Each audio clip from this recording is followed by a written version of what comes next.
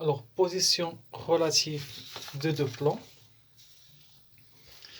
Donc, si on se donne deux plans P et Q, alors nous avons deux cas. Donc, c'est simple par rapport au plan. Ou bien les deux plans sont parallèles, ou bien ils ne sont pas parallèles. D'accord? Alors, ou bien les plans sont parallèles, ou bien ils ne sont pas parallèles. Dans le cas où les deux plans sont parallèles, nous avons deux cas. Ou bien ils sont parallèles strictement, c'est-à-dire qu'il n'y a pas de point d'intersection entre eux, ou bien les deux plans coïncident. Et pour distinguer les deux cas, on prend un point qui appartient au premier plan et on vérifie s'il appartient au deuxième plan. Mais dans le cas où les deux plans sont parallèles. Si les deux plans sont parallèles, je prends un point A qui appartient au premier plan, je vérifie s'il appartient au deuxième plan. S'il appartient, donc les deux plans coïncident. Si le point n'appartient pas au deuxième plan, les deux plans ne coïncident pas, ils sont strictement parallèles. Maintenant, dans le cas où les deux plans ne sont pas parallèles, alors ils vont se couper. Et deux plans dans l'espace, ils se coupent en une droite. Voilà. Donc, deux plans, s'ils se coupent, alors ils vont se couper en une droite. Nous avons vu ça au tronc commun.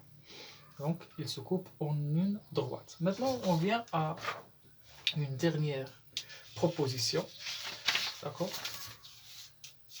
Alors, si par exemple, on se donne deux plans P et Q par leur équation cartésienne. Donc le premier plan P donné par son équation cartésienne, le plan Q, la même chose, donné par son équation cartésienne.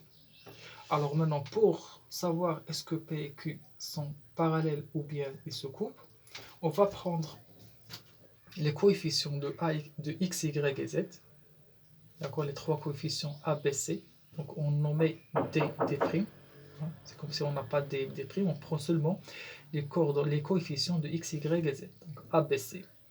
Et le deuxième, pour le deuxième plan, la même chose, je prends A', B', C'.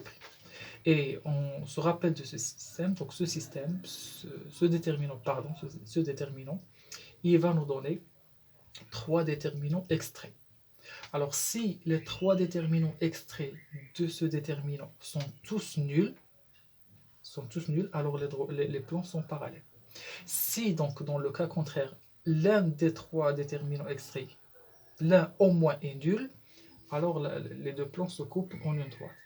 Donc je prends ce déterminant, d'accord, je calcule les trois déterminants extraits. Si les trois sont nuls, alors les deux plans sont parallèles. Si l'un d'eux au moins est nul, n'est pas nul, l'un d'eux au moins n'est pas nul, alors les deux plans se coupent en une droite. Donc un exercice. Alors on se donne les deux plans P et Q.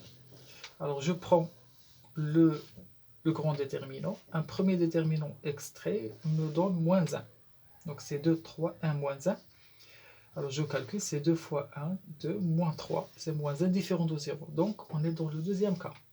Parce que un déterminant extrait n'est pas nul. Donc les deux plans se coupent. Alors P coupe Q en une droite D. Comment trouver par exemple une représentation paramétrique de D? Alors, déterminons une équation paramétrique, un système paramétrique de T. Alors qu'est-ce que je fais? Je vais prendre l'un des trois variables, ou bien x, ou bien y, ou bien z, et je pose l'un des trois est égal à t. Dans ce cas, j'ai préféré mettre z égale à t, je pose z égale à t. Et je remplace z par sa valeur qui est t, qui est le paramètre t. Donc t c'est le paramètre. Alors je le remplace dans les deux équations. J'aurai un système d'inconnus x et y. D'accord? Alors j'aurai ça. Et de ce système, j'essaie de trouver la valeur de x et la valeur de y en fonction de t. Donc ici, j'effectue une combinaison linéaire. Donc je retranche la première ligne de la deuxième ligne pour éliminer y. Je remarque qu'il y a y. J'aurais pu multiplier la deuxième ligne par moins 1 et faire la somme. Ici, je fais directement. Donc 2x moins 3x c'est moins x, y moins y c'est 0, t moins 4t c'est moins 3t, et moins 2 moins 1 c'est moins 3. Donc x c'est 3t plus 3. Je remplace maintenant dans la première ligne, par exemple, et je retrouve la valeur de y. Donc j'aurai 2x plus y, c'est t moins 2. En remplaçant x par sa valeur, donc premièrement je passe le 2x de l'autre côté, et je remplace x par sa valeur. Et j'aurai y égale à moins 5t moins 5, moins 8, pardon. Et ainsi, j'ai retrouvé la représentation paramétrique de la droite t. Donc x est égal à 3 plus 3t. Y c'est moins 8 moins 5t.